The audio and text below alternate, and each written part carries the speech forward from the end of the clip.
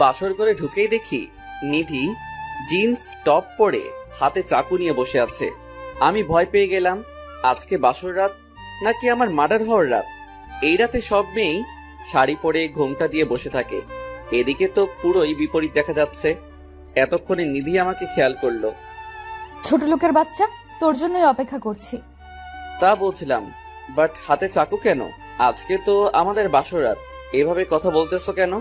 এই কথা বলাতেই নিধি আমার সামনে এসে আমার গলায় চাকু ধরলো। আমি ভয় পেয়ে গেলাম। এই মেয়ে যে বদ মেজাজি, কখন কি করে বসে বলা যায় না। তোর মতো ছোট লোকের সাথে আমি বাসর করব ভাবি কি করে? কোন দিক দিয়ে তুই আমার স্বামী হওয়ার যোগ্য? এখন আমাদের বিয়ে হয়েছে। রাখ তোর বিয়ে। আমি একটা ছেলেকে ভালোবাসি, ও 1 বছর আগে বাইরে চলে গেছে, ও কিছুদিনের মধ্যেই দেশে চলে আসবে, তখন তোকে ডিভোর্স দিয়ে ওকে বিয়ে করে নিব। তো আমাকে বিয়ে করলেন কেন? আব্বু তার পার্টনারের ছেলের সাথে আমার বিয়ে ঠিক করে ফেলেছিল, তাই আমি আব্বুকে বলি আমি তোকে ভালোবাসি, আর আব্বু তোকে অনেক বেশি ভালোবাসে, তাই বিয়েতে রাজি হয়ে যায়। কাজটা ঠিক করলেন না, অবশ্যই পস্তাবেন। যা হবে দেখা যাবে। তুই আমাকে সবার সামনে কলেজে থাপ্পড় মেরেছিলি, এখন দেখ আমি তোর কি হালটাই না করি। ভুলে যাবেন না আমি আপনার স্বামী। কিসের স্বামী তুই? তুই আমার 1 মাসের খরচ চালাতে পারবি? তোর 1 বছরের ইনকামেও আমার 1 মাস চলবে না। তোর মতো গরিবরা কারো স্বামী হওয়ার যোগ্যতা রাখে না। আমি হাসতে লাগলাম। আমার হাসি দেখে নিধি বিরক্ত হয়ে জিজ্ঞেস করলো, হাসছি কেন? আমি মাথা নাড়িয়ে এমনি বললাম, চাকুটা তো সরান। তোর মতন জানোয়ারকে বিশ্বাস নেই, কখন কি করে বসিস, তাই সেফটি নিয়ে আসছি। আর তোরা তো থাকিস সুযোগের অপেক্ষায়। স্টপ মিস নিধি, আরেকজনের চরিত্র নিয়ে কথা বলার আগে নিজের চরিত্র ঠিক করেন। আপনি আমার বিয়ে করা বউ, আপনার উপর পুরো অধিকার আছে আমার, বাট জোর করে আপনার সাথে কিছু করার ইচ্ছে নেই আমার। হ্যাঁ, জানা আছে আমার কি করবি আর কি না করবি। যা সোফায় গিয়ে ঘুমিয়ে পড়। আমি আর কথা না বাড়িয়ে শুতে চলে গেলাম। এদিকে নিধিও খাটে শুয়ে পড়ল। আমি ভাবতে লাগলাম নিধি তো কাউকে ভালোবাসে না, তো মিথ্যা কথা কেন বলল? থাক, এসব ভেবে আমার কোনো কাজ নেই, আমি ঘুমিয়ে পড়ি। আমি সোফায় থেকে নিধির দিকে মুখ করে শুয়ে আছি। ঘুমন্ত অবস্থায় মেয়েটাকে কতটা সুন্দর লাগে, আর এই মেয়েটাই কিনা এতটা বদমেজাজি। এসব ভাবতে ভাবতে আমিও ঘুমিয়ে পড়লাম। এবার আমার পরিচয়টা দিয়ে দেই। আমি নীল, বাবা মায়ের বড় সন্তান। আমার ছোট একটা বোন আছে তিথি। আমার বাবার ঢাকা শহরের একজন স্বনামধন্য ব্যবসায়ী। কোনো এক কারণে আজ আমার সব থাকতেও কিছুই নেই, বাবা মা থাকতেও আমি এতিম। আর নিধি হলো আমার মালিকের মেয়ে। আমাকে যখন বাসা থেকে বাহির করে দেওয়া হয়, তখন আমি কাউকে কিছু না বলে চট্টগ্রাম চলে আসি। সেদিন রাতে রেল স্টেশনের পাশে বসেছিলাম। আসার সময় ওয়ালেট, ফোন কিছু নিয়ে আসিনি। কি করব কিছুই বুঝতেছিলাম না।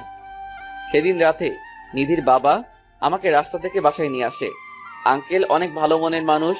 সকালে দরজা ধাক্কানোর শব্দে আমার ঘুমটা ভেঙে গেল। আমি উঠে আমার বালিশটা খাটে নিয়ে রাখলাম। দরজা খুলেই আমি এক প্রকার সারপ্রাইজড হয়ে গেলাম। দেখি আমার বেস্ট ফ্রেন্ড রানা এসে গেছে। অভিনন্দন দোস্ত। ধন্যবাদ। না জানিয়ে বিয়েটা করে ফেললি। গত রাতে হঠাৎ করে সব হয়ে গেছে, সরি দোস্ত। ঠিক আছে। নিধি এখনো ওঠেনি মনে হয়। না, শুয়ে আছে। এই কথা বলতেই নিধির ঘুম ভেঙে গেল। নিধি ঘুম থেকে উঠেই সোফার দিকে না তাকিয়ে নিজের পাশে আমার বালিশ দেখে বলতে শুরু করলো, ছোট লোক, তুই আমার পাশে শোয়ার সাহস কোথা থেকে পেলি? এখন তোমাদের বিয়ে হয়েছে, নীল তোমার সাথে থাকবে না তো কার সাথে থাকবে? রানা, তুমি কখন এলে? সব ঠিক আছে তো নীল? আরে সবই ঠিক আছে। আসলে ও আমার উপরে রাগ করেছে, তাই শেষ রাতে আমাকে সোফায় পাঠিয়ে দেয়। ও আচ্ছা, কেন কিছু করতে পারোস নাই নাকি? কানের কাছে এসে আস্তে আস্তে বলল। শালা, আমি কি তোর মতো টিউবলাইট নাকি? বিড়বিড় করে কি বলছো? ওটা তুমি বুঝবে না। ওকে, তোমরা কথা বলো, আমি ফ্রেশ হয়ে আসি। আচ্ছা যাও। আমি আর রানা সোফায় গিয়ে বসলাম। রানা আমার দিকে সন্দেহের দৃষ্টিতে আছে। ও কি কিছু বুঝে ফেললো নাকি? বুঝলে তো ও আঙ্কেলকে সবটা বলে দিবে, আর আঙ্কেলও কষ্ট পাবে। রানা আবারও বলল, সব ঠিক আছে তো? হ্যাঁ রে বাবা, সব ঠিক আছে। আচ্ছা বাইরে যাব, ফ্রেশ হয়ে আই। ওকে। নিধি না ওয়াশরুমে শাওয়ার নিচ্ছে, আমি কি করে এখন ফ্রেশ হতে যাব? এখন ওয়াশরুমে গেলে ও নিশ্চিত আমাকে খুন করবে, আর না গেলেও রানা সব বুঝে যাবে। কি হলো, যাচ্ছিস না কেন? এখন গেলে নিধি লজ্জা পাবে। রাতে লজ্জা পাইনি, এখন লজ্জা পাবে? আরে বোকা, লাইট তো অফ ছিল। আচ্ছা তাহলে আমি যাই, বিকেলে আড্ডা হবে। চলে যাবি? হ্যাঁ, একটু আব্বুর অফিসে যেতে হবে। আচ্ছা যা। নিধি ফ্রেশ হয়ে রুমে আসলো, আমি ওয়াশরুমে চলে গেলাম। আমি ফ্রেশ হয়ে রুমে এসে নিচে গেলাম নাস্তা করার জন্য। নিচে গিয়ে দেখি আঙ্কেল আর নিধি টেবিলে বসে আছে। আচ্ছা, আমি বসে পড়লাম। আঙ্কেল নিধিকে খাবার বেড়ে দিতে বলল। নিধি বলে ফেললো। আঙ্কেল বলল। নিধি তখন কথা কাটানোর জন্য বলল। আঙ্কেল কিছু বলল না, নাস্তা করে অফিসে গেল। নিধিও রুমে চলে গেল, আমিও একটু পরে রুমে গেলাম। নিধি শুয়ে ফোন টিপছে, আমি বাহিরে যাচ্ছি। যা, বলার কি আছে? বাইরে যা, না হয় একেবারে কবরে যা। আমি আর কিছু বললাম না। সারাদিন বাসার বাইরে থাকলাম, রাত হয়ে গেছে, বাসায় যেতে ইচ্ছে করছে না। নিধি এ পর্যন্ত একটা কলও দেয়নি, কল দিলে অবশ্যই চলে যেতাম। এই কথা বলাতেই মোবাইলটা বেজে উঠল। হাতে নিয়ে দেখি আঙ্কেল কল দিছে। আসসালামু আলাইকুম। ওয়ালাইকুম আসসালাম। কোথায় তুমি? আঙ্কেল লেকের পাড়ে। আসতেছি, ওখানে থেকো। এই বলেই আঙ্কেল কল কেটে দিল। কিছুক্ষণ পরেই আঙ্কেল আমার কাছে চলে আসলো, এসে আমার পাশে বসলো, বসে আমার কাঁধে হাত রাখলো। জানো নীল, নিধির যখন 1.5 বছর তখন তোমার আন্টি মারা যায়। নিধির দিকে তাকিয়ে আমি আর বিয়ে করিনি, বেশি আদর দিয়ে মেয়েটাকে বড় করেছি। তার জন্য ও একটু বদমেজাজি, মাহারা মেয়ে, কিছু বলতেও পারি না। এসব তো আমি জানি, এসব কেন বলছেন আঙ্কেল? বাবা, একমাত্র তুমিই পারবে আমার মেয়েকে ভালো করতে। তোমার ভালোবাসা দিয়ে ওকে সঠিক রাস্তায় নিয়ে আসতে পারবে। কিন্তু আমি জানি নিধি তোমাকে কি জন্য বিয়ে করেছে। ওই দিন তোমার রুমের পাশ দিয়ে যাওয়ার সময় তোমাদের সব কথা শুনে নেয়। সরি বাবা। দয়া করে ক্ষমা চেয়ে আমাকে লজ্জিত করবেন না আঙ্কেল। তাহলে কথা দাও, নিধিকে তুমি সঠিক পথে আনবে। তোমার ভালোবাসা দিয়ে ওকে ভালো মন্দ চিনাবে। তোমার ভালোবাসা পেয়ে ও যেন পুরো বদলে যায়। আচ্ছা আঙ্কেল, আমি চেষ্টা করব। এখন বাসায় চলো। আমি আর আঙ্কেল বাসায় চলে গেলাম। বাসায় গিয়ে আজকে আর ডিনার করলাম না, আমার রুমে গিয়ে ঘুমিয়ে পড়লাম। নিধি রুমে আর গেলাম না। কিছুক্ষণ পরেই দরজা ধাক্কানোর শব্দে আমার ঘুম ভেঙে গেল। ঘুম ঘুম চোখে দরজা খুলে দেখি নিধি দাঁড়িয়ে আছে। এত রাতে আপনি? তুই এই রুমে কি করিস? তো কোথায় থাকবো? আমার রুমে আয়। পারবো না। আব্বু জানলে অনেক কষ্ট পাবে। আমি সোফায় ঘুমাতে পারি না। ছোট লোক, একটু লাই দিলেই মাথায় উঠে যাস। সারা জীবন মাটিতে শুয়ে কাটিয়ে দিলি। ওকে, গুড নাইট। এই বলে আমি শুয়ে পড়লাম। আচ্ছা ঠিক আছে, বিছানায় ঘুমাবি, বাট মাঝখানে কোলবালিশ থাকবে। আচ্ছা। আমি নিধি রুমে চলে গেলাম। নিধি মাঝখানে কোলবালিশ দিয়ে দেওয়াল বানিয়ে দিল। আমি শুয়ে পড়লাম। যাক, একসাথে থাকার তো অনুমতি পেয়েছি।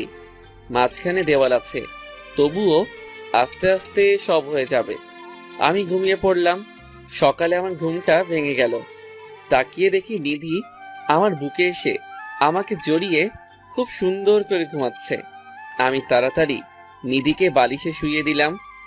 জেগে গিয়ে এই অবস্থায় নিজেকে দেখলে কি থেকে কি করে বসবে বলা যায় না। আমি ফ্রেশ হতে চলে গেলাম। ফ্রেশ হয়ে নিচে চলে আসলাম, দেখি আঙ্কেল বসে কফি খাচ্ছে। আঙ্কেল, আজকে কি বাজারে যেতে হবে? কেন? বাজার করতে হবে না। নীল, তুমি এখন বাড়ির জামাই, এটা ভুলবে না। বাজার করার জন্য অনেক লোক আছে, নাস্তা করে ভার্সিটিতে চলে যাও। আসলে আঙ্কেল একটা কথা বলতে চেয়েছিলাম। বলো। যেভাবেই হোক নিধিকে রাজি করিয়ে কক্সবাজার পাঠানোর ব্যবস্থা করেন। এত আর্জেন্ট কেন? আপনার মেয়েকে ঠিক পথে নিয়ে আসতে হলে আমার তার সাথে একান্ত সময় কাটাতে হবে। ও নিয়ে তুমি টেনশন করো না। 2 দিন পর রাতে ছোটোখাটো একটা পার্টি আছে, পার্টিটা শেষ হলে হানিমুনে যাবে। ওকে। আমি কিন্তু তোমাদের দেশের বাইরে পাঠাতে চেয়েছিলাম হানিমুনের জন্য। সেটা পরে হবে।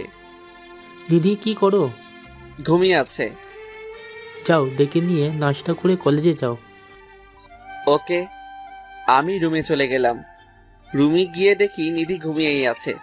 আমি গিয়ে ডাক দিলাম, বাট উঠল না। আর কোনো উপায় না পেয়ে আমি নিধির গায়ে একটু ধাক্কা দিলাম। নিধির ঘুমটা ভেঙে গেল। নিধি এমন একটা কাজ করলো যা আমি কল্পনাও করতে পারিনি। এই সামান্য বিষয়ে এমন বিহেভ করবে ভাবতেও পারিনি। আমি রুমে চলে গেলাম। রুমে গিয়ে দেখি নিধি ঘুমিয়েই আছে। আমি গিয়ে ডাক দিলাম, বাট উঠল না। আর কোনো উপায় না পেয়ে আমি নিধির গায়ে একটু ধাক্কা দিলাম। নিধির ঘুমটা ভেঙে গেল। নিধি উঠে বসেই আমার গালে একটা থাপ্পড় মেরে দিল। থাপ্পড় খেয়ে গালে হাত দিয়ে দাঁড়িয়ে আছি। কিছু বলার মতো ভাষা হারিয়ে ফেলছি। কুত্তার বাচ্চা, তোর সাহস হলো কি করে আমাকে টাচ করার? মানে রাখ তোর মানে। একটু সুযোগ পেলে মেয়েদের শরীরে হাত দেওয়ার চেষ্টা করিস। আমার কথাটা তো শুনবেন।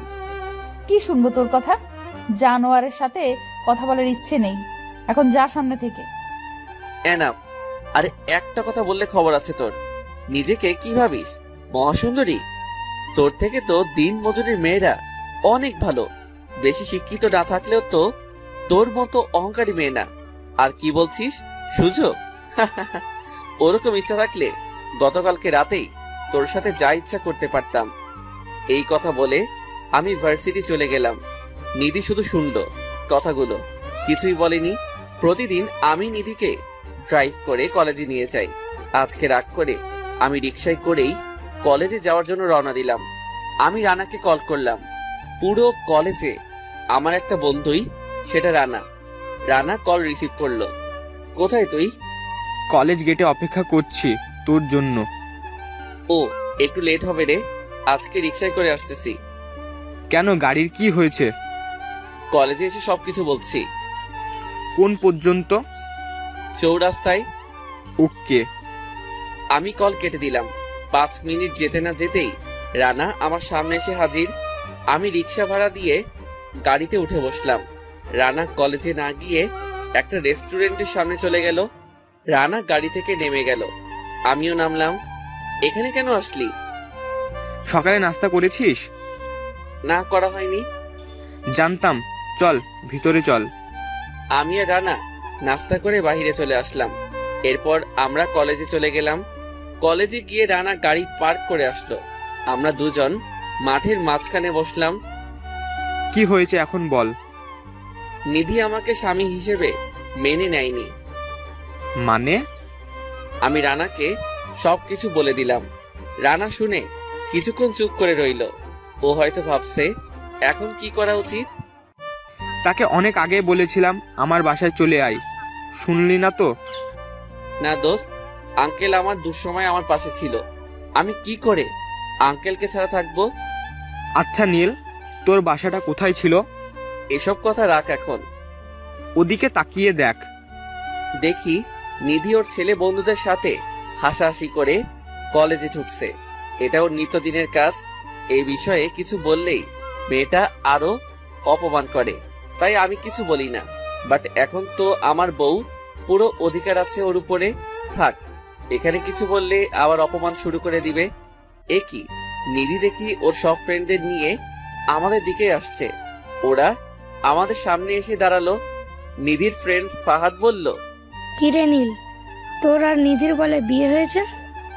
হ্যাঁ। বড়লোকের একমাত্র সুন্দরী মেয়ে দেখে লোভ সামলাতে পারেনি। ছোট লোকদের স্বভাবই এরকম, এরা সুযোগের অপেক্ষায় থাকে, কখন কোন ধনী মেয়েকে বিয়ে করে ফেলা যায়। আরেকটা কথা, তোমাদের মুখ থেকে বাহির হলে আমার মনে হয় না নেক্সট টাইম এই কলেজে পা রাখতে পারবে। রানা, তুমিও না। কলেজে এত ছেলে থাকতে তোমার এই ছেলেটার সাথেই বন্ধুত্ব করতে হবে? দেখো নিধি, এই কথাটা অন্যকে বললে তাকে যে কি করতাম আমি নিজেও জানি না। নীল এখন তোমার স্বামী, এটা মনে রেখো। আর একটা নিধি, তোমাকে বলে দিলাম, যে এরকম করতেছো একসময় সে এরকম টাই ফিরে পাবে। এই কথা বলাতে নিধি মুখ বাঁকা করে চলে গেল। আমি শুধু শুনলাম, বলার মতো কিছুই নেই। আর আপনারা হয়তো ভাবছেন আমি মন খারাপ করে বসে আছি। আরে না, আমি হাসলাম শুধু কথাগুলো শুনে। এগুলো শুনে আমার পুরোটাই অভ্যাস আছে। আমার এই হাসি দেখে রানা কেমন অদ্ভুত দৃষ্টিতে আমার দিকে তাকিয়ে আছে। রানা যদি আমার ফ্রেন্ড না হতো তাহলে যে কত অত্যাচারী আমার সহ্য করতে হতো। আজকে আমাদের কলেজে নতুন প্রফেসর আসবে। তুই কি করে জানলি? গতকাল রাতে আব্বু বলল। রানার আব্বু এই কলেজের প্রতিষ্ঠাতা। ও, চলো ক্লাসে চলে যাই। ক্লাসে গিয়ে বসে আছি। আমি আর রানা সামনের বেঞ্চে বসলাম। কিছুক্ষণ পরে প্রিন্সিপাল স্যার রুমে আসলো। তার পিছনে পিছনে একজন লোক আসলো। লোকটা মুখ আমার চিরচেনা। সে এখানে কি করতে এসেছে? এখন আমার পরিচয়টা সবাই না জানলেই হয়। লোকটাকে দেখে আমি চমকে উঠলাম। সে আর কেউ নয়, আমার সাবেক ভার্সিটির প্রফেসর রিয়াদ স্যার। কি করব কিছুই বুঝতে পারতেছি না। প্রিন্সিপাল স্যার আসাতে আমরা সবাই দাঁড়িয়ে গেলাম। স্যারের দৃষ্টি এখনো আমার উপরে পড়েনি। এই হলো তোমাদের নিউ প্রফেসর রিয়াদ খান। ঢাকা শহরে অনেক নামকরা ভার্সিটির প্রফেসর ছিলেন ইনি। তার এখানে ট্রান্সফার হয়েছে। কেমন আছেন স্যার? আলহামদুলিল্লাহ ভালো। তোমরা সবাই কেমন আছো? জি স্যার, ভালো। মিস্টার রিয়াদ এখন থেকে তোমাদের বাংলা পড়াবেন। এইটা বলে প্রিন্সিপাল স্যার চলে গেলেন। আমি মাথা নিচের দিকে তাকিয়ে আছি। কি করব বুঝতে পারতেছি না। রিয়াদ স্যার যদি আব্বুকে বলে দেয় আমি চট্টগ্রাম আছি, তাহলে আমার স্বপ্ন কখনো সফল হবে না। ইতিমধ্যেই স্যারের দৃষ্টি আমার উপরে পড়ল। স্যার মায়াবী চোখে আমার দিকে তাকিয়ে আছে, আর আমি তাকিয়ে আছি নিচের দিকে। নীল, তুই এখানে? আমি চুপ করে আছি। জানিস তোর বাবা পুরো শহরে তোকে তন্ন তন্ন করে খুঁজছে। স্যার আপনি ওকে কি করে চেনেন? চিনব না কেন? ও তো ঢাকা। স্যার প্লিজ এসব কথা না বললেই খুশি হব আমি। কিন্তু তুই এখানে কেন? সেটা অনেক কাহিনী, পরে এক সময় বলবো। আমার আর স্যারের কথোপকথনে সবাই চুপ করে আছে। সবাই হয়তো ভাবছে আমার মতো ছেলেকে ঢাকার নামকরা ভার্সিটির প্রফেসর কি করে চিনে। সবার মুখে একটাই প্রশ্ন, রানা তো আমার দিকে তাকিয়ে আছে। অবাক হওয়ার কথাই, ওরা তো আর জানে না আমার পরিচয় কি, আমি কে। স্যার ক্লাস নিয়ে চলে গেল। আজকে স্যার ক্লাস নিল কোথায়? আমার সাথে কথা বলতে বলতেই সময় শেষ। আমি স্যারের পিছু পিছু ক্লাস থেকে বের হলাম। স্যার, নীল তোর সাথে আমার অনেক কথা আছে। আগে আমার কথা শুনেন। এখানের কেউ জানে আমাকে চিনতে না পারে, আমার পরিচয়টা যেন না জানে, আর আমার পরিবারের কেউ যেন না জানে আমি এখানে আছি। কিন্তু? কোনো কিন্তু না স্যার, আমাকে কথা দেন কাউকে কোনোদিন বলবেন না। আচ্ছা, আর একটা কথা, বৃষ্টি সব বলে দিচ্ছে ওই দিন তোর কোনো দোষ ছিল না, তোকে ফাঁসিয়েছিল। অতীত রাখেন স্যার, আগের কথা নিয়ে ভাবি না আমি। ওকে স্যার, কেউ আমার পরিচয় জিজ্ঞেস করলে বলবেন আপনার বাসার পাশে একটা এতিমখানা ছিল, সেখানেই বড় হয়েছে আমি, সেক্ষেত্রেই আমাকে চিনেন আপনি। এই বলে আমি ওখান থেকে চলে আসলাম। এসে মাঠে এসে বসলাম। একটু পর রানা এসেও বসলো। স্যার তোকে কি করেছিলে? বলেছি না স্যার, সময় হলে সব জেনে যাবে। তোকে প্রশ্ন করাই বৃথা। দাঁত কেলানো অফ কর। ওকে। একটু পরেই নিধি আর ওর সব ফ্রেন্ডরা আসলো। নীল স্যার তোমাকে চিনে কি করে? সেটা আপনার না জানলেও চলবে। এদের সাথে কথা বলাটাই ভুল। এই বলেই ওরা চলে গেল। আমি আর রানা হাসতে লাগলাম। কালকে আঙ্কেল একটা পার্টি রেখেছে বাসায়। বলছে তোর শ্বশুর। কালকে সকালে চলে যাবে কিন্তু। পার্টি তো সন্ধ্যায়। তো কি? ওকে, সকালেই যাব। চল বাসায় চলে যাব। আমরা যে যার বাসায় চলে গেলাম। সারাদিন ফোন টিপে পার করলাম। রাত হয়ে গেল। আমি আর নিধি এক খাটেই থাকলাম, বাট মাঝখানে আজকেও কোলবালিশটা। সকালে ঘুম ভেঙে গেল। ঘুম থেকে উঠেই কোনো দিকে না তাকিয়ে আমি ওয়াশরুমে চলে গেলাম। যা দেখলাম বিশ্বাস করেন দেখার জন্য মোটেও প্রস্তুত ছিলাম না। ঘুম থেকে উঠেই তাকিয়ে দেখি বিছানায় নিধি নেই। আজকে এত সকালে উঠছে, কাহিনী কি? যাই হোক, আমি তোয়ালে হাতে নিয়ে ওয়াশরুমে চলে গেলাম। ওয়াশরুমে দরজা ধাক্কা দিতেই দেখি ভিতরে নিধি। আমি হাঁ করে তাকিয়ে আছি, কেননা নিধির শরীরে একটা সুতো পর্যন্ত নেই। নিধি আমাকে দেখে চিৎকার দিয়ে উঠবে, তার আগেই আমার হাত দিয়ে নিধির মুখ চেপে ধরলাম। নিধি কিছু বলতেও পারছে না। আমি খালি গায়ে ছিলাম। নিধি আমার বুকের দিকে তাকিয়ে আছে, এক নজরে আমার বুকের দিকে তাকিয়ে আছে নিধি। আর এদিকে নিধি ভাবছে কোনো ধরনের জিম করা ছাড়াই আমার এত সিক্স প্যাক হলো কি করে। আমি আর কিছু না বলে বাহিরে চলে গেলাম। আজকে যে কপালে কি আছে আল্লাহই ভালো জানে। কি গাদি মেরে বাবা, ওয়াশরুমের দরজা পর্যন্ত লক করেনি। একটু পরেই নিধি বাইরে আসলো। তুমি কি কিছু দেখেছো? চোখ তো খোলাই ছিল। বেয়াদব ছেলে, ওয়াশরুমে যাওয়ার সময় নক করতে হয় জানো না? ওয়াশরুমে গিয়ে যে দরজা লক করতে হয় সেটা জানা নেই আপনার? আর আমার শরীরের দিকে নজর দিচ্ছেন কেন? কই না তো। আমি আর কিছু না বলে ওয়াশরুমে চলে গেলাম। নিধি কিছু বলল না কেন? লজ্জায় নাকি আমাকেও ভালোবেসে ফেলতেছে? যাক, ভালো জিনিসই দেখছি, দিনটা ভালোই কাটবে। আমি শাওয়ার নিয়ে বের হলাম। নিধিকে আর রুমে দেখলাম না। আমি নিচে চলে গেলাম। নিচে গিয়ে নাস্তা করে নিলাম। নাস্তা করে আঙ্কেলের রুমে চলে গেলাম। আঙ্কেল বসে আছে, নিধিও আঙ্কেলের পাশে বসে আছে। Good morning uncle. Good morning. আজকে অফিসে যাবেন না? না, আজকে কি করে অফিসে যাব? আমার ফ্রেন্ড বলতে তো শুধু রানা, আর তো কেউ নেই। রানা এবং তার ফ্যামিলি সবাইকে ইনভাইট করা হয়েছে। হ্যাঁ জানি। আঙ্কেলের সাথে গল্প করতেছি, অমনি আমার ফোনটা বেজে উঠলো। পকেট থেকে ফোনটা বাহির করে দেখি রানা কল দিছে। আমি রিসিভ করলাম। কই তুই? বাসায়। আমিও তো। আমার রুমে গিয়ে বস, আমি আসতেছি। এরপর আমি আমার রুমে চলে গেলাম। রানার সাথে আড্ডা দিতে লাগলাম। আড্ডা দিতে দিতে দুপুর হয়ে গেল। আমরা দুপুরে লাঞ্চ করে নিলাম সবাই। আস্তে আস্তে সবাই আসতে লাগলো। দেখতে দেখতে সন্ধ্যা হয়ে গেল। আঙ্কেল এসে আমাকে একটা ব্ল্যাক কালারের পাঞ্জাবি দিয়ে গেলেন। এটাই পরতে বললেন আজকে। আমিও ব্ল্যাক কালারের পাঞ্জাবিটা পরে নিলাম। একটু পরেই নিধির কল আসলো, আমাকে রুমে যেতে বলল। আমি রুমে গিয়ে দেখি নিধির সব ফ্রেন্ড আরো অচেনা কিছু মেয়ে আছে এখানে। এদের মধ্যে দু একজনকে চিনি, তারা হলো নিধির কাজিন। কিছু বলবেন? না। তাহলে যাই। ওরা তোমার সাথে পরিচয় হবে। নিধির এক কাজিন বলে ফেললো। এসব ছোট লোকদের সাথে আমি পরিচিত হই না, এদের দেখলে আমার গা জ্বলে। আরেকজনই বলল, ঠিকই বলেছিস, এদের মতো ছেলেদের কাজই কখন কোন বড় লোকের মেয়েদের বিয়ে করে রাতারাতি কোটিপতি হওয়া চাই। আরেকটা মেয়ে বলল, তোমরা যে যাই বলো, ভাইয়াটা দেখতে অনেক সুন্দর। অপমান করা শেষ হয়েছে? শেষ হলে আমি যাই, এই বলে চলে আসলাম। নিধি ভাবতে শুরু করলো, কেমন ছেলে রে বাবা এটা, এত অপমান করি কিছু মনেই করে না। আর এদিকে আমি ভাবতে লাগলাম, বাবার হোটেল থেকে বের হলেই দুনিয়াটা কতটা কঠিন সেটা হাড়ে হাড়ে টের পাচ্ছি আমি। কিছু করার নেই, সবই সহ্য করতে হবে।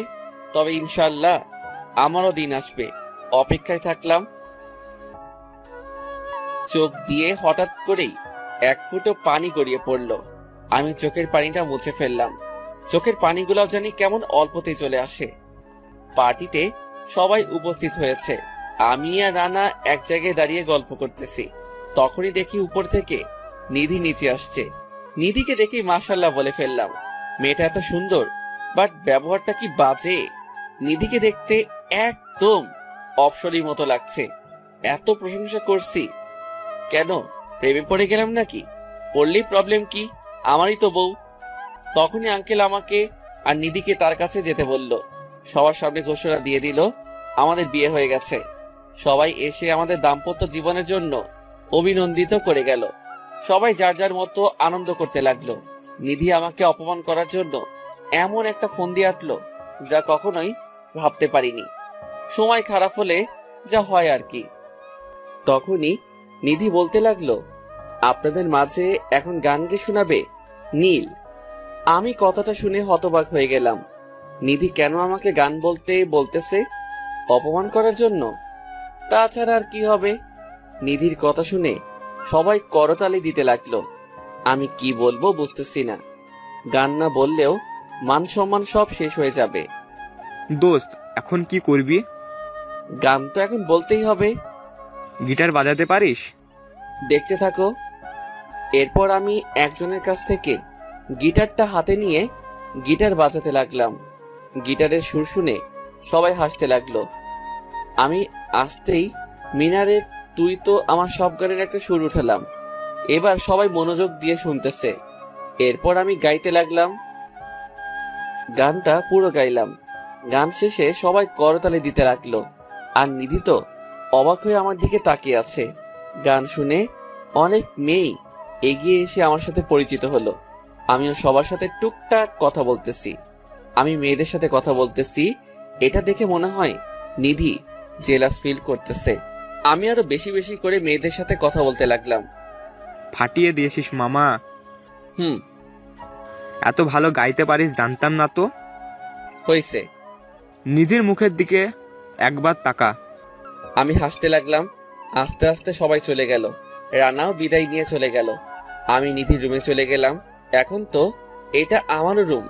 রুমে গিয়ে ড্রেস চেঞ্জ করে নর্মাল ড্রেস পরে নিলাম। একটু পরে নিধির রুমে আসলো। তুমি এত সুন্দর করে গিটার বাজাতে পারো? কেমন হয়েছে জানি না, একটু একটু পারি আর কি। সত্যি করে বলো তো তুমি কে? কেন চিনেন না আমাকে?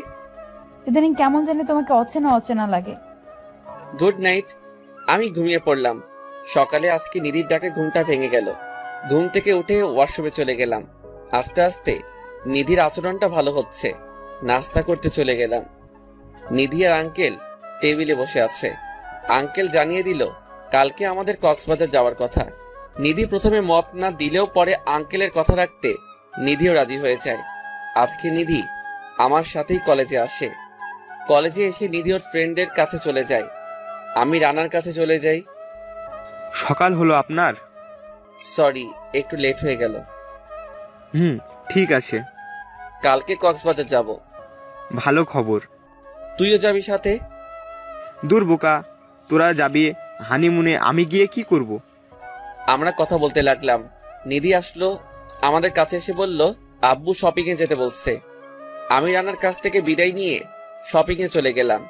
আমরা শপিং থেকে বাসায় চলে আসলাম। বাসায় এসে সবকিছু গুছগাছ করে নিলাম। রাতে আঙ্কেল ফ্লাইটের টিকিট দিল। সকাল 10টার ফ্লাইটে আমরা কক্সবাজার চলে গেলাম। বাট কক্সবাজার যে আমার জন্য এত বড় সারপ্রাইজ অপেক্ষা করছে সেটা জানলে ভুল করেও কক্সবাজার আসতাম না। আমরা কথা বলতে লাগলাম। নিধি আসলো আমাদের কাছে এসে বলল আব্বু শপিং এ যেতে বলছে। আমি রানার কাছ থেকে বিদায় নিয়ে শপিং এ চলে গেলাম। আমরা শপিং থেকে বাসায় চলে আসলাম। বাসায় এসে সবকিছু গুছগাছ করে নিলাম। রাতে আঙ্কেল ফ্লাইটের টিকিট দিল। সকাল 10টার ফ্লাইটে আমরা কক্সবাজার চলে গেলাম। কক্সবাজার এসে আমরা রিসোর্টে চলে গেলাম। সবকিছুই আঙ্কেল ঠিক করে রেখেছে। আমরা আমাদের রুমে চলে গেলাম।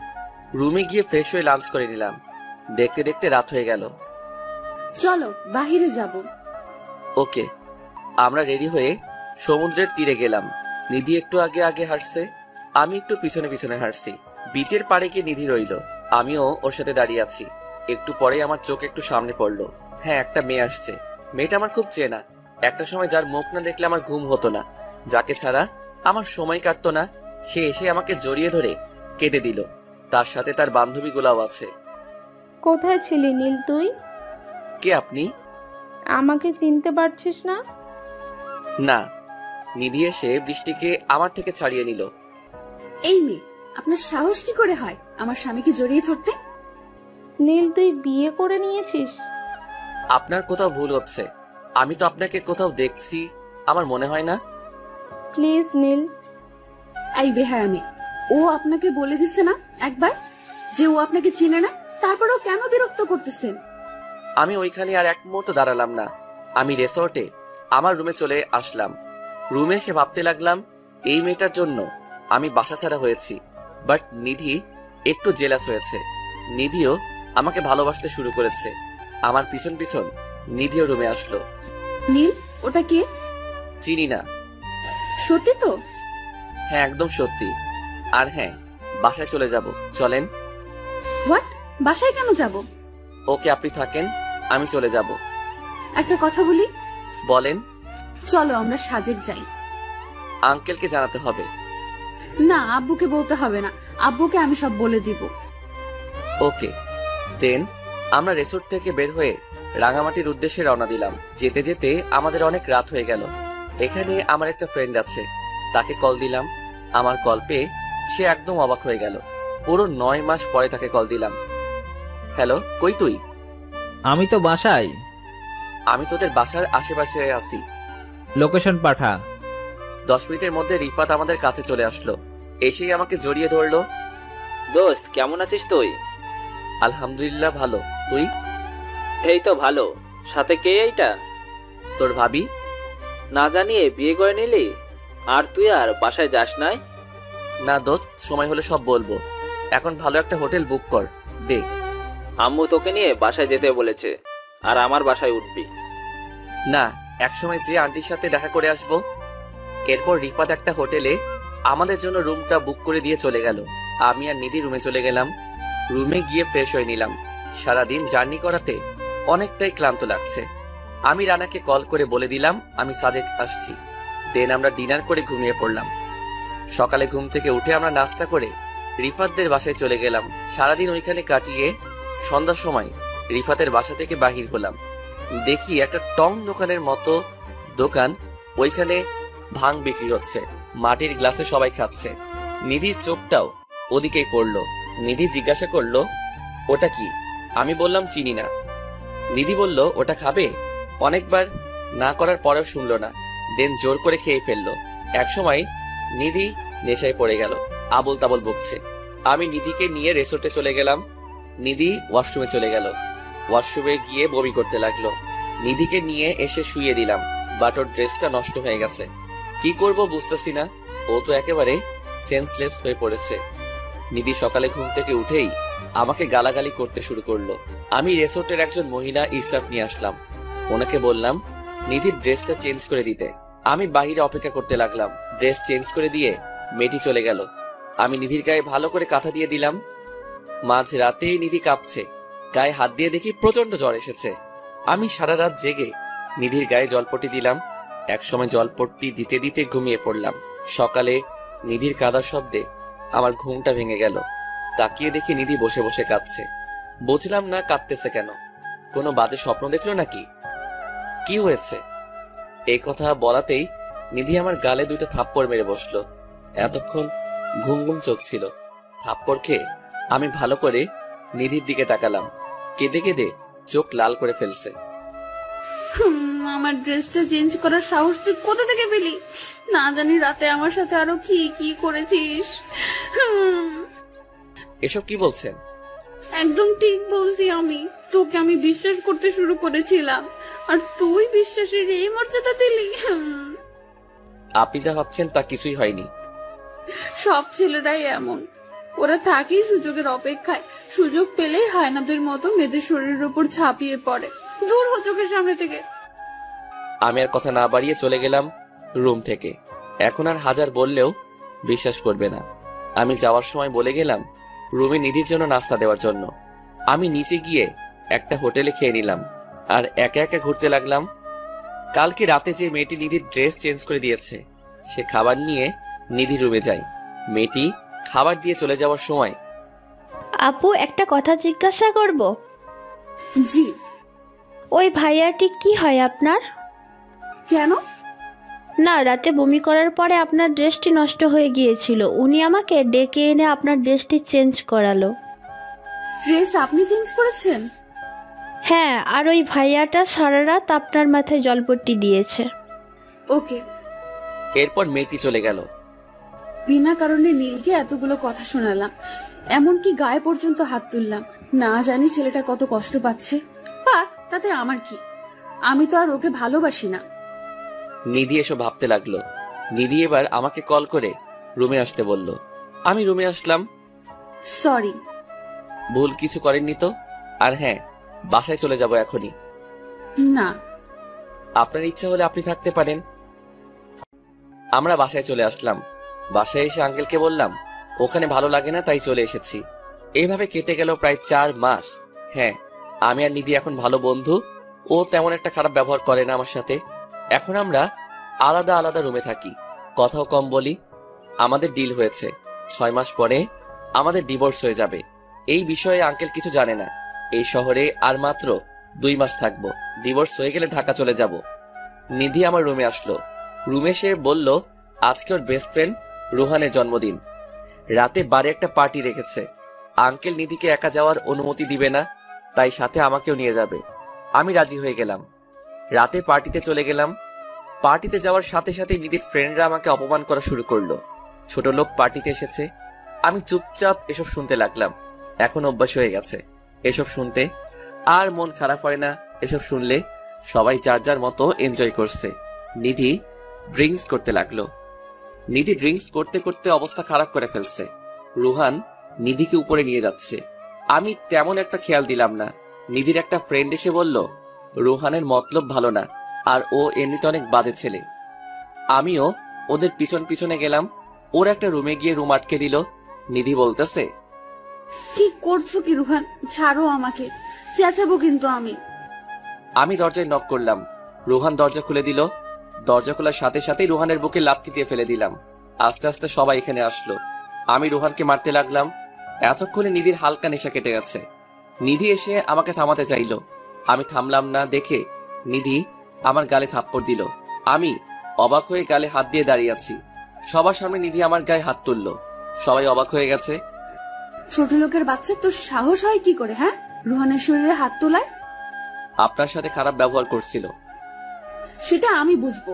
জানোয়ারের বাচ্চা, যাদের বাবা মার ঠিক নাই তারা কি ভদ্রতা শিখেছে নাকি?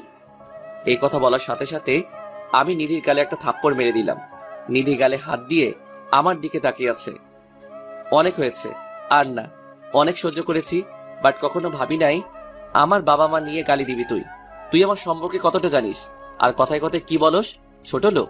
আরে আমার বাবা চাইলে তোদের মতো বড় লোকদের সকাল বিকেল কিনতে পারে। শুধু আঙ্কেলকে কথা দিয়েছিলাম, তাই এতদিন এসব সহ্য করেছি। আর না, আর সহ্য করব না। তোর মতো মেয়ে আমার বাসার সামনে সব সময় সিরিয়াল ধরে থাকে, বাট আমি কিনা তোর মতো অহংকারী একটা মেয়ের প্রেমে পড়লাম। গুড বাই মিস নিধি। এই বলে আমি ওখান থেকে বেরিয়ে আসলাম। ওখান থেকে এসে রানার বাসায় চলে গেলাম। গিয়ে রানাকে সব বললাম। রানা বলল, ওদের বাসায় যাওয়ার কোনো প্রয়োজন নেই তোর। আমি রানাকে বলে দিলাম আমি আমার বাসায় চলে যাব। রানা অবাক হয়ে বলল, তোর বাসা কোথায়? ঢাকা। তাহলে তুই এখানে কি করিস? দিন আমি রানাকে সব বললাম। সব শুনে রানা আমাকে জড়িয়ে ধরে কেঁদে দিল। রানা বলতে লাগলো, দোস্ত, তোর ভেতর এত কষ্ট বোঝা যায় না। রানা অনলাইনে সকাল 6টার বাসের টিকিট কেটে রাখলো। ওদিকে নিধির ফ্রেন্ড রানা নিধিকে অনেক কথা শোনাতে লাগলো। ছেলেটা তোর ইজ্জত বাঁচালো, আর তুই ছেলেটার সাথে কি ব্যবহারটাই না করলি। সবাই নিধিকে সব কথা শোনাতে লাগলো। নিধি তো কাঁদতে কাঁদতে বাসায় চলে গেল। আমার ফোন আমি অফ করে রাখলাম। আঙ্কেল আর নিধি নাম্বারে কল দিতে লাগলো। রানা বলে দিল ও জানে না আমি কোথায়। আমি আর রানা ঘুমিয়ে পড়লাম। সকালে রানা বাস স্টেশন পর্যন্ত আমাকে ড্রপ করে দিল। সকাল 11টার সময় আমি ঢাকা গিয়ে পৌঁছালাম। 1 বছর 2 মাস পরে সেই চেনা শহরে পা রাখলাম। আমি আমার পুরনো সিমটা চালু করলাম। আমার ফ্রেন্ড জয়কে কল করলাম। কল দেওয়ার সাথে সাথে জয় কল রিসিভ করলো। নীল, কোথায় তুই? জানিস তোর সাথে যোগাযোগ করার কত চেষ্টা করেছি। স্টেশনে আছি, এসে নিয়ে যা। ওয়েট, আসতেছি আমি। কিছুক্ষণের মধ্যেই জয় এসে পড়লো। জয় এসেই আমাকে জড়িয়ে ধরলো। আমিও জয়কে জড়িয়ে ধরলাম। জয়কে ছাড়া আমি কখনো এতদিন দূরে থাকিনি। আগে আমরা টাঙ্গাইলে থাকতাম, তখন একসাথে স্কুলে পড়তাম। আমরা তখন ক্লাস 2তে পড়ি। আমার আব্বু ঢাকা এসে পড়ে। তখন আমরা ঢাকা আসার পর জয় 2 দিন না খেয়েছিল আমার কাছে চলে আসবে বলে। পরে জয়ের আব্বুও ঢাকা এসে পড়ে। কেমন আছিস? কই ছিলি তুই? সবই বলবো, চলো বাসায় যাই। হ্যাঁ চল। দেন আমি বাসায় চলে গেলাম। বাসাটা কেমন অন্যরকম লাগতেছে। আমি গেটের সামনে দাঁড়িয়ে আছি। ভিতরে ঢোকার সাহস পেলাম না। দারোয়ান আমাকে দেখেই দৌড়ে আসলো। এসেই আম্মুকে ডাকতে লাগলো। আম্মু এসেই আমাকে জড়িয়ে ধরলো। আমিও আম্মুকে জড়িয়ে ধরলাম। এইভাবে প্রায় 10 মিনিট কেউ কোনো কথা বললাম না। আম্মু কাঁদতেছে। আমি চোখের পানি মুছে দিলাম। কেমন আছো আম্মু? তাকে ছাড়া কেমন থাকি তুই জানিস না? আন্টি বাসায় গিয়ে কথা বলো। বাবা চল। আমি বাসায় চলে গেলাম। সবকিছুই আগের মতোই আছে। আমার রুমের কোনো কিছুই পাল্টে নেই। 1 বছর আগে যেমনটা রেখে গেছিলাম ঠিক তেমনটাই আছে। আমি আমার রুমে গিয়ে বেলকনির সামনে গেলাম। এইটা আমার ফেভারিট প্লেস। এইখান থেকে আমাদের পুরো বাগানটাই দেখা যায়। বেলকনি থেকে রুমে আসলাম। আম্মু আমার জন্য কফি নিয়ে আসলো। নানান প্রশ্ন করতে লাগলো, এতদিন কই ছিলাম, আরো অনেক কিছু। আমি শুধু বলে দিলাম সব জানতে পারবে। আম্মুকে জিজ্ঞেস করলাম আব্বু কোথায়। আম্মু বলল আব্বু অফিসে কল দিয়েছিল, এখনই আসতেছে। আমি কফি খেয়ে রানাকে একটা কল করে বলে দিলাম আমি পৌঁছে গেছি। বৃষ্টি কোথায়? জানি না, ওই দিনের পর থেকে বৃষ্টির সাথে। ও, রিহানের সাথে কি ওর বিয়ে হয়ে গেছে? না, রিহান অন্য কাউকে বিয়ে করে নিছে। আমি শুধু ওকে এটাই বোঝাতে চেয়েছিলাম রিহান প্লে বয়, এ কারণেই আমাকে বাড়ি ছাড়তে হয়েছিল। দোস্ত, অতীত ভুলে যা প্লিজ। হ্যাঁ, অতীত ভুলে গেছি। জয়ের সাথে কথা বলতে বলতেই আব্বু চলে আসলো। আব্বু এসেই আমাকে জড়িয়ে ধরলো। আমি চুপ করেই আছি, কোনো কথা বলছি না। কোথায় ছিলি বাবা তুই? তোকে কত খুঁজেছি। তোর জন্য তোর আম্মু ঠিক মতো খাওয়া দাওয়া করে না, প্রায় অসুস্থ থাকি। আমি আম্মুর দিকে তাকালাম, আগের চেয়ে শুকিয়ে গেছে, চোখ ভিতরের দিকে চলে গেছে, মনে হয় প্রায় সময় না খেয়ে কান্না করছে। কি হলো, কথা বলিস না কেন? আমাকে খোঁজার কি প্রয়োজন? আমি তো আপনার ছেলে হওয়ার যোগ্য না। সেই কথাগুলো কি এখনো মনে রেখেছিস? কিছু কথা আছে ভোলা যায় না। এখন কি বাবা হয়ে তো পা ধরতে হবে? এসব কি বলছো আব্বু? এবার আমিও আব্বুকে জড়িয়ে ধরলাম। সবাই শুধু এক প্রশ্নই করছে, কোথায় ছিলাম এতদিন, বাট কাউকে কিছুই বললাম না। বৃষ্টিকে কল দিয়েছিলে? কেন, মশাই না? না, লাবণ্য এসেছিল, ওর সাথে বাইরে গেছে। ওকে কল করার প্রয়োজন নেই। বৃষ্টির কথা বলতে না বলতে বৃষ্টি এখানে এসে হাজির। বৃষ্টি আসাতে সবাই রুম থেকে চলে গেল। বৃষ্টি এসে আমার পায়ে পড়ে গেল। প্লিজ আমাকে ক্ষমা করে দাও নীল, আমি অনেক বড় ভুল করে ফেলেছি। পা ছাড়েন প্লিজ। আর 1 মিনিট আমার সামনে থাকলে আমি এই বাসা থেকে চলে যাব। এমন করো না নীল, প্লিজ আমাকে মাফ করে দাও। Get out. বৃষ্টি কাঁদতে কাঁদতে চলে গেল। চলে যাক, তাতে আবার কি। এই মেয়েটাকে এক সময় অনেকটাই ভালোবাসতাম। এইভাবে কেটে গেল 3 দিন। এদিকে আঙ্কেল ও নিধির সাথে কথা বলে না। নিধি ভালো করে বুঝতে পারতেছে ও আমার প্রেমে পড়ে গেছে। এদিকে আঙ্কেলও আমাকে তন্ন তন্ন করে খুঁজতেছে। আর কিছু না ভেবেই নিধি রানার কাছে গেল, সাথে আঙ্কেলকেও নিয়ে গেল।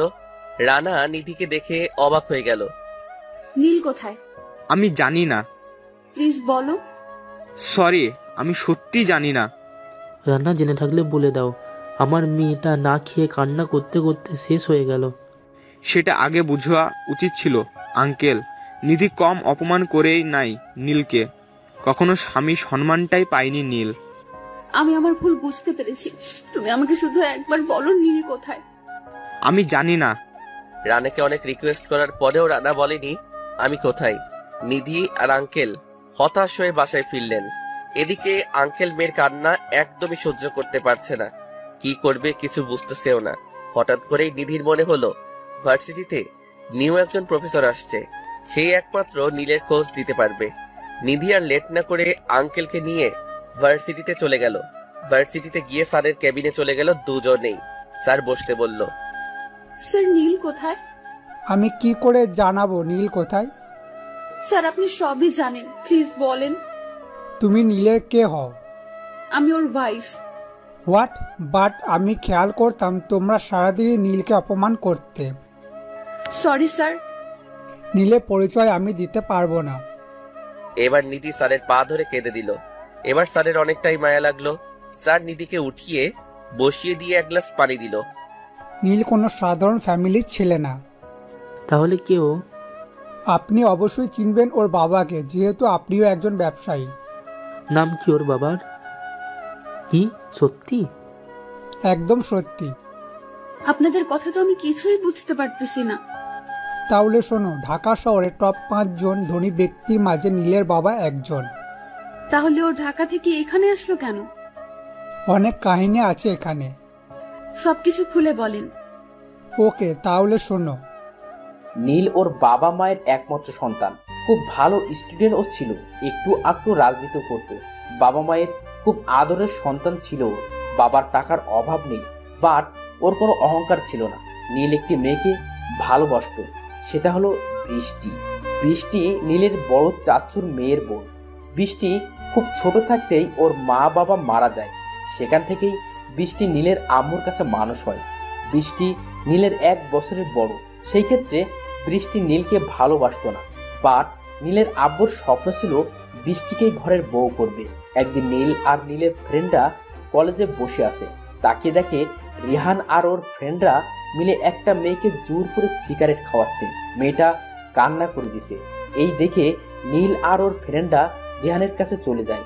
রেহান ছিল নীলের 1 ব্যাচ সিনিয়র, বৃষ্টির আর রেহান ছিল সেম ব্যাচ। এখানে কি হচ্ছে? এখানে কি হচ্ছে সেটা তো দেখতে হবে না। তাকে অনেক বুঝিয়েছি, আড্ডা আজকে তোর র্যাগিং করা বের করব। এই বলে নীল আর ওর ফ্রেন্ডরা রেহান আর ওর ফ্রেন্ডের ইচ্ছা রকম মারে। একসময় প্রিন্সিপাল স্যার এসে ঝগড়া থামিয়ে দেয়। কি হচ্ছে নীল? রিহান তোমার সিনিয়র। ও এই আপুটাকে এখানে জোর করে স্মোক করাচ্ছিল। এইরকম ছাত্র কলেজে রাখার প্রয়োজন নেই। এখনই সব ছেলেকে রাস্টিকেট করবেন। প্রিন্সিপাল রেহানকে বলল মেয়েটির কাছে ক্ষমা চাইতে। রেহান আর কোনো উপায় না পেয়ে ক্ষমা চেয়ে নেয়। বাট রেহানের মনে রাগ রয়ে যায়। রেহান কোনোভাবেই নীলের ওপর প্রতিশোধ দিতে পারতেছিল না। রেহান আর কোনো বুদ্ধি না পেয়ে বৃষ্টিকে পটিয়ে ফেলে। বৃষ্টিও রেহানের ফাঁদে পা দেয়। সেখান থেকে নীলের জীবনে এলোমেলো হয়ে যায়। নীল বৃষ্টিকে ছোটবেলা থেকে ভালোবাসতো। যে ছেলেটা কখনো সিগারেট পর্যন্ত ছুঁয়ে দেখেনি, তারপর থেকে রেগুলার ড্রিঙ্কস করতে শুরু করে। ফ্রেন্ডরা অনেক বোঝায়, কিন্তু কারো কথা শোনে না। এটা নিয়ে নীলের আব্বু আম্মু অনেক চিন্তিত হয়ে পড়ে। বৃষ্টি রেহানের উপরে অনেকটা দুর্বল হয়ে পড়ে। বৃষ্টি, নীল বাসায় থাকলে আমাদের কখনো এক হতে দিবে না। চলো আমরা বিয়ে করে ফেলি। এখনই না, একটা রাখতে পারলেই আমি তোকে বিয়ে করব। কি কথা? নীলকে বাসা থেকে তাড়াতে হবে। বৃষ্টি এতটাই রিহানের প্রেমে মগ্ন ছিল যে রিহানের সব প্ল্যান এই রাজি হয়ে গেল। একদিন সকাল 6টার দিকে বৃষ্টি নীলের রুমে যায়। রুমে গিয়ে নীলকে ডেকে তোলে। বৃষ্টি গিয়ে দরজা লক করে দেয় আর নিজের জামা হালকা ছিঁড়ে চুলগুলো এলোমেলো করে চিল্লাতে থাকে। নীল শুধু অবাক হয়ে তাকিয়ে আছে। এক সময় নীলের আব্বু আর আম্মু এসে দরজা ধাক্কাতে লাগে। বৃষ্টি নীলের দিকে তাকিয়ে একটা শয়তানের হাসি দেয়, তারপরে গিয়ে দরজাটা খুলে দেয়। দরজা খুলেই নীলের আম্মুকে জড়িয়ে ধরে কেঁদে দেয়। কি হয়েছে? চাচু, ও আমার ইজ্জত নষ্ট করতে চেয়েছিল। এই কথা বলাতেই নীলের আব্বু নীলকে থাপ্পড় মারে। নীলের আম্মু ঘটনা বিশ্বাস করতে চায় না। দেন বৃষ্টি বলে নীল এখন নেশা করে ও সব কিছু করতে পারে। নীলের বাবা নীলকে বাসা থেকে বের করে দেয়। নীল যাওয়ার সময় বৃষ্টির দিকে তাকে শুধু একটা কথাই বলে, অনেক আফসোস করবে, বাট খুঁজে পাবে না। নিধি সব শুনে কান্না করতে লাগলো। নিধি আর একটু লেট না করে আঙ্কেল আর রানাকে নিয়ে ঢাকা আসার জন্য রওনা দিল। আমি আর আম্মু বিকেলে ড্রয়িং রুমে বসে আছি। তখনই কলিং বেলটা বেজে উঠলো। আম্মু গিয়ে দরজা খুলে দিল। দরজা খোলার পর যাদের দেখলাম তাদের দেখে তো আমি অবাক হয়ে গেলাম। দরজা খোলাতে আঙ্কেল, নিধি আর রানা ভিতরে আসে। নিধি এসে আম্মুকে সালাম করে। আম্মু শুধু আমার দিকে অবাক হয়ে তাকিয়ে আছে। আম্মু নিধিকে টেনে তুলল। আপনাদের তো চিনতে পারলাম না। আম্মু, আমি নীলের ওয়াইফ। ওকে, যা বলছে তা কি সত্যি? হ্যাঁ, বুঝলাম না আম্মু কোনো রিয়াক্ট করলো না কেন। তার একমাত্র ছেলে তাকে না জানিয়ে বিয়ে করেছে, এতে তো কষ্ট পাওয়ার কথা। আম্মু তো আরো হাসি খুশি। বুঝলাম না কিছু। কি ভাবছিস? আর জয় আমাকে সবকিছু বলে দিয়েছে। রানা চল। আমি রানাকে নিয়ে আমার রুমে চলে গেলাম। রানা শুধু আমার রুমটা চেয়ে দেখছে। রানা বলল, ওয়াও, এত সুন্দর রুম। মামা, পুরো শহর কিন্তু ঘুরিয়ে দেখাবি। অবশ্যই। আঙ্কেল, আম্মু, নিধি আমার রুমে আসলো। আম্মু আব্বুকেও কল করে দিচ্ছে। আব্বু আসতেছে তার ছেলের বউকে দেখার জন্য। নীল, তুমি এভাবে চলে আসলে কেন? সহ্যের সীমা পার হয়ে গেছে আঙ্কেল, আর না। বাবা, তোমরা বাহিরে যাও তো, আমি দেখতেছি ওকে। ও সাহস পেল কি করে আমাকে ছেড়ে চলে আসার? বাবা, তোমরা বাহিরে যাও তো, আমি দেখতেছি ওকে। ও সাহস পেল কি করে আমাকে ছেড়ে চলে আসার? আজকেই প্রথম নিধিকে এত কাছ থেকে দেখছি। ওর নিঃশ্বাসের শব্দ পর্যন্ত শুনতে পারছি। নিধি আমার ঠোঁটে একটা চুমু দিল। হ্যাঁ, লাইফে ফার্স্ট টাইম লিপ কিস, তাহলে অনুভূতিটা কেমন জানেনই তো। বাট এত সহজে তো মেনে নেওয়া যাবে না, একটু তো কষ্ট দিতেই হবে। আর কষ্ট দিব না, এখন থেকে শুধু ভালোবাসা দিব। নিধিকে ধাক্কা দিয়ে সরিয়ে আমি নিচে চলে গেলাম। দেখি আব্বু এসে গেছে। আব্বু আর আঙ্কেল কথা বলতেছে। আমিও গিয়ে আব্বুর পাশে বসলাম। নিধি এসে আব্বুকে সালাম করলো। দেখে বোঝা যাচ্ছে আব্বুরও নিধিকে পছন্দ হয়েছে। নীল, তোর পছন্দ আছে বলতে হয়। ছেলেটা কার দেখতে হবে না? হ্যাঁ, তোমারই একারই ছেলে, আমার তো আর কেউ না। হ্যাঁ, আমারই তো একার ছেলে। কি শুরু করলে তোমরা? হ্যাঁ বিআই সাহেব, আজকে তাহলে আমি আসি। চলে যাবেন মানে? রাতে একটা কাজ আছে। আজকে যাওয়া যাবে না, সব কিছু ক্যান্সেল করে দেন। ওকে। আম্মু আজকে নিজের হাতে রান্না করলো। সবাই আমরা লাঞ্চ করে নিলাম। লাঞ্চ করে আমি আর রানা ছাদে চলে আসলাম। ছাদে এসে একটু আড্ডা দিলাম। নিচে থেকে চিল্লানোর আওয়াজ আসছে। আমি গিয়ে দেখি নীল শুধুই আমার। চুপ বেহায়া বজ্জাত মেয়ে, লজ্জা করে না তোর?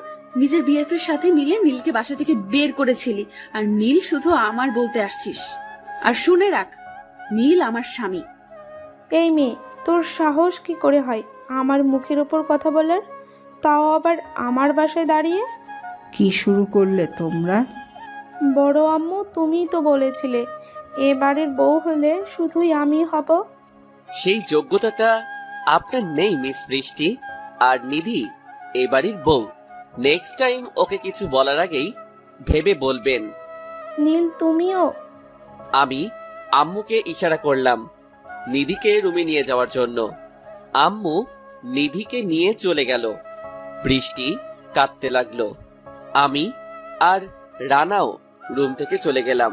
রানা রুমে চলে গেল, আমিও রুমে চলে আসলাম। রুমে এসে বেলকনিতে গিয়ে একটা সিগারেট মুখে নিলাম। হঠাৎ করেই যেন কোথা থেকে নিধি এসে ছো মেরে আমার মুখ থেকে সিগারেটটা কেড়ে নিল। তোর সাহস হলো কি করে আমি রুমে থাকতে তুই সিগারেট মুখে নিছিস? ভুলে যাবেন না, এইটা আপনার বাসা না, আপনার রুম। কে বলেছে আমার রুম না? তোমার রুম মানেই তো আমার রুম। আপনার ধারণাটা ভুল। এখনই রুম থেকে চলে যান। যাব না, কি করবি? হ্যাঁ, অনেকক্ষণ যাবত কিছু বলছি না বলে বেশি করতেছিস। এই বলে নিধি আমাকে পিছন থেকে জড়িয়ে ধরলো আর বলতে শুরু করলো, প্লিজ আগে সবকিছু ভুলে যাও। এখন তো আমি তোমাকে অনেক ভালোবাসি, প্লিজ নিজের করে নাও আমাকে।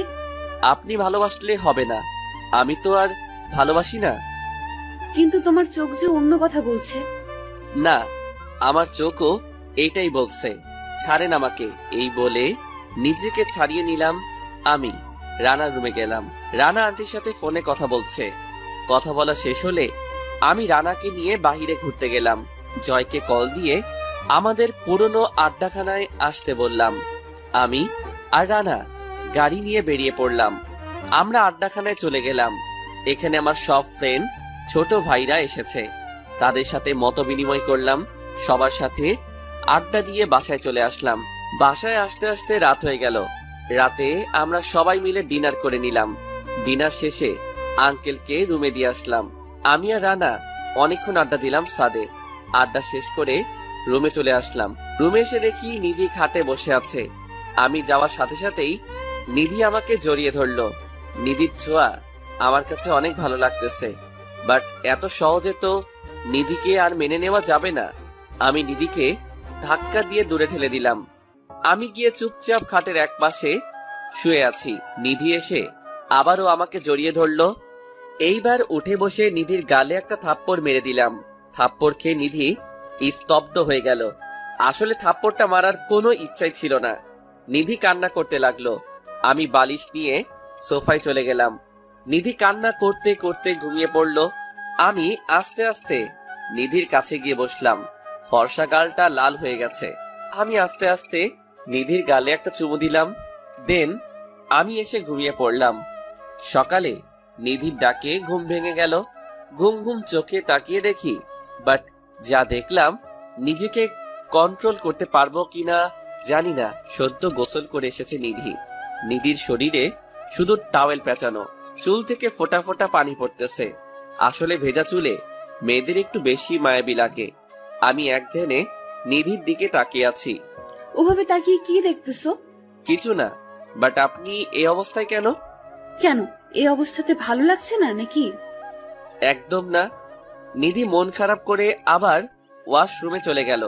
কি করে বোঝাই, এই অবস্থায় তুমি যদি বেশিক্ষণ আমার সামনে থাকো তাহলে তো নিজেকে আর কন্ট্রোল করতে পারবো না। এ কি, নিধি ওয়াশরুম থেকে কাপড় নিয়ে রুমে আসলো। রুমে এসে আমার সামনেই ড্রেস চেঞ্জ করতে লাগলো। ওয়াশরুম কি হয়েছে? ওয়াশরুমে আমার প্রবলেম আছে, এখানেই চেঞ্জ করব। তোমার কোনো সমস্যা? আর তুমি আমার স্বামী, তোমার সামনে ড্রেস চেঞ্জ করতেই পারি আমি। আমি আর কথা না বাড়িয়ে ওয়াশরুমে চলে গেলাম। ফ্রেশ হয়ে আমি রুমে আসলাম। রুমে এসে শুয়ে আছি আর গেম খেলতেছি। একটু পরেই নিধি রুমে আসলো। নিধি এসে বলল নিচে যেতে নাস্তা করার জন্য, সবাই ওয়েট করতেছে। আমি রানাকে নিয়ে নিচে চলে গেলাম। আমরা সবাই একসাথে সকালের খাবার খেতে বসলাম। আমি খাওয়া শুরু করলাম, বাট আজকের খাবারের স্বাদটা অন্যরকম। এইটা তো আম্মুর হাতে রান্না না? আম্মু, তুমি রান্না করেছো? অনেক সুন্দর হয়েছে। নিধি রান্না করছে? আমি আর কোনো কথা না বলে চুপচাপ খেয়ে নিলাম। খেয়ে আমার রুমে চলে আসলাম রানাকে নিয়ে। রানাকে বললাম রেডি হয়ে নিতে। আমিও রেডি হতে লাগলাম। কোথায় যাচ্ছ? হ্যাঁ। কোথায়? আমার পুরনো ভার্সিটিতে। আমাকে সাথে নিবে? রেডি হয়ে নেন। নিধি এমন ভাবে বলল আমি না করতে পারলাম না। নিধি খুশিতে আমাকে জড়িয়ে ধরলো। আঙ্কেল আসলো রুমে। রুমে আঙ্কেল এসে আমাদের এই অবস্থায় দেখে ফেললো। আঙ্কেলও এসে বোকা হয়ে গেছে। দূর, আমি এত ভয় কেন পাচ্ছি? নিধি তো আমার বউ। সরি। আসো আব্বু। নীল, আমি এখন চলে যাব। বাবা মা মোরা মেয়েটাকে কখনো কষ্ট দিও না। চলে যাবা আব্বু?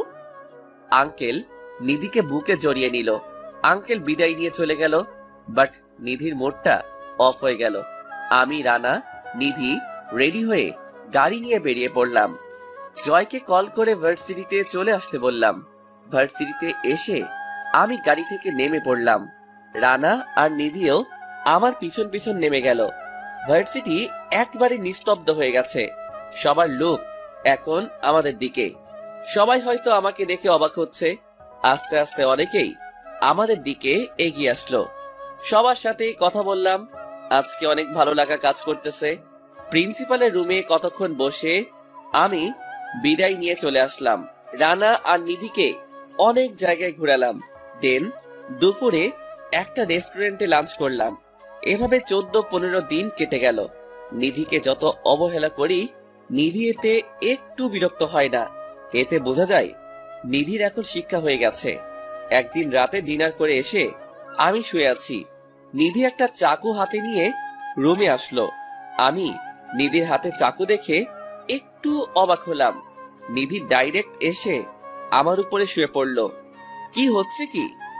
আজকে আমাকে আপন করে না নিলে এই চাকু দিয়ে নিজেকে শেষ করে দিব। মজা করার আর জায়গা পান না? এই কথা বলাতেই নিধি চাকু দিয়ে ওর হাতে একটা পোজ দিয়ে দিল। নিধির হাত থেকে রক্ত বেরোচ্ছে। নিধি আর একটা পোজ দেওয়ার আগেই আমি হাত থেকে চাকুটা কেড়ে নিলাম। দাও আমাকে চাকুটা। আমাকে যখন ক্ষমা করবেই না, তাহলে আমি নিজেকে শেষ করে দিব। তাহলে আমার কি হবে? এই কথা বলাতে নিধি আমাকে অনেক শক্ত করে জড়িয়ে ধরলো। আমি নিধির হাতের কাটা জায়গায় ওষুধ লাগিয়ে ব্যান্ডেজ করে দিলাম। শক্ত করে জড়িয়ে ধরলাম নিধিকে। ও কাঁদতেছে, কাঁদুক। আজকের পরে থেকে ওর চোখে কখনো পানি আসতে দিব না। তোমার বুকে একটু মাথা রাখা যাবে? হ্যাঁ। আমি শুয়ে পড়লাম। নিধি আমার বুকে মাথা দিয়ে শুয়ে আছে। আমি নিধির মাথায় হাত বুলিয়ে দিচ্ছি। আমি নিধির কপালে একটা চুমু দিলাম। নিধি লজ্জায় আমার বুকে মুখ লুকালো। আমার একটা জিনিস চাই, দিবে? হ্যাঁ বলো, কি চাও? আমাকে একটা বেবি দাও, আর কিচ্ছু লাগবে না। ও আচ্ছা, এই কথা? হ্যাঁ। লজ্জায় নিধির গাল দুটো লাল হয়ে গেল। দেন আমরা লুডো খেলতে ব্যস্ত হয়ে পড়লাম। এইভাবে কেটে গেল আরো 4টি বছর। আজকে আমার মেয়ে কুহুর জন্মদিন। আজকে ওর 3 বছর পূর্ণ হলো। তাই বাসায় ছোটখাটো একটা পার্টির আয়োজন করা হয়েছে। আমি রেডি হচ্ছি, তখনই নিধি রুমে আসলো। নিধি এসে আমাকে বলল রেডি হতে। এতক্ষণ লাগে? আমি শুধু হাসলাম আর নিধিকে জড়িয়ে ধরলাম। কি করছো কি? কুহু এসে পড়বে। আসবে নাটাও বলতে পারলাম না, তার আগে আমার ছোট্ট সোনা আর আম্মু আব্বু এসে হাজির। পাপ্পাই, তুমি আম্মুকে দলিয়ে ধরেছ কেন? আমি তো ধরতে চাইনি, তোমার আম্মুই তো আমাকে জড়িয়ে ধরলো। তুমি শুধু আমালে ঝুলিয়ে তুলবা। আচ্ছা মামনি। কুহুর কথা শুনে আমরা সবাই হাসতে লাগলাম আর এইভাবেই কাটতে লাগলো আমাদের দিনগুলি।